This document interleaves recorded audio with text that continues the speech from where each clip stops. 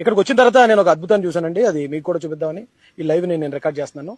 రండి మీరు కూడా చూద్దరు. కానీ ఇప్పుడు యాక్చువల్గా ఇది తోమా గారు మొట్టమొదట కేరళలో కట్టారు ఈ చర్చ్ అని విన్నాను నేను. విన్నప్పుడు మొట్టమొదటి చర్చ్ కేరళలో ఉన్న చర్చిని నేను ఆ చర్చ్కి వస్తానని అనుకున్నాను అప్పుడు. కానీ ఇక్కడికి వచ్చి చూసిన తర్వాత నిజంగా చాలా అద్భుతం అనిపించింది నాకైతే. ఎందుకంటే జనరల్గా భారతదేశానికి క్రిస్టియానిటీ బ్రిటిష్ వాళ్ళు తీసుకొచ్చారు. బ్రిటిష్ వాళ్ళు వచ్చిన తర్వాత ఇక్కడికి మిషనరీస్ వచ్చారు, మదర్ తెరెసా వచ్చింది, అప్పుడే ఇక్కడికి క్రిస్టియానిటీ వచ్చింది అనుకుని చాలా మంది అనుకుంటున్నారు, చాలా మంది విమర్శిస్తున్నారు కూడా ఇది బ్రిటిష్ వాళ్ళ మతం అని.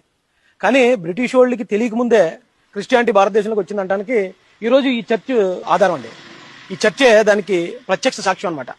ఎందుకంటే ఈ చర్చ్ మీరు చూస్తున్నప్పుడు అనిపిస్తుంది, మీరు ఎప్పుడు కట్టి ఉంటారు అని మీరు భావిస్తున్నారు. మీరు కామెంట్ చేయండి, అవకాశం ఉంటాయి. 100 సంవత్సరాలు అయి ఉంటుందని మీరు భావిస్తున్నారా? 200 సంవత్సరాలు అయి ఉంటుందా? 300 సంవత్సరాలా? 500 సంవత్సరాలా?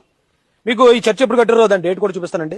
ఎందుకంటే మనకి బ్రిటిష్ వాళ్ళు భారతదేశానికి వచ్చింది 1700 1800 సంవత్సరం మధ్యలో వచ్చారు. కానీ ఈ చర్చ్ ఎప్పుడు కట్టారో మీకు చూపిస్తాను రండి. The first cross founded in India by Saint Thomas in AD 52 అంటే క్రీస్తు శకం 52వ సంవత్సరం.